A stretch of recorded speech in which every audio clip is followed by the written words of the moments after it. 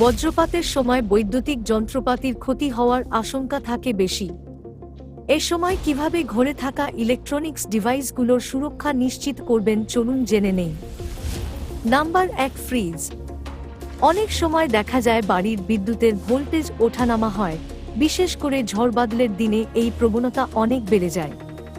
এতে ফ্রিজের ক্ষতি হতে পারে। স্ট্যাবিলাইজার ব্যবহারের মাধ্যমে এই সমস্যা থেকে সহজেই মুক্তি পাওয়া সম্ভব। ভোল্টেজের ওঠানামা নিয়ন্ত্রণ করে স্ট্যাবিলাইজার ফ্রিজকে সুরক্ষা দেয়। স্ট্যাবিলাইজার না থাকলে ঝড়ের আভাস পাওয়া মাত্র ফ্রিজের কেবল খুলে রাখুন। ঝড় থেমে গেলে আবার কেবল লাগিয়ে ফ্রিজ চালু করুন। নাম্বার 2, কম্পিউটার ও ল্যাপটপ। ফ্রিজের মতোই কম্পিউটারের নিরাপত্তায় স্ট্যাবিলাইজার ব্যবহার করা ভালো। এছাড়া বজ্রপাতের আভাস পেলে কম্পিউটারের সুইচ বন্ধ দিন।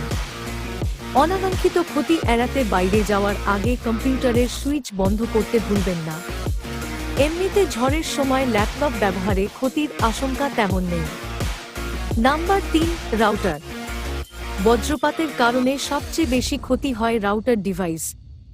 বজ্রপাতের আভাস পেলে শুধু রাউটারের লাইন বন্ধ করলেই চলবে না, রাউটার থেকে ইন্টারনেট সংযোগের ল্যান কেবলটিও খুলে রাখতে হবে।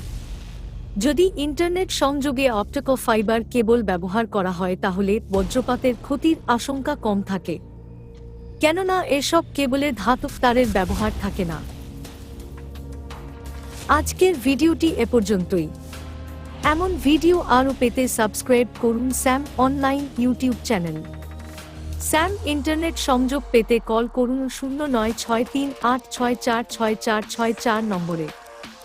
ধন্যবাদ।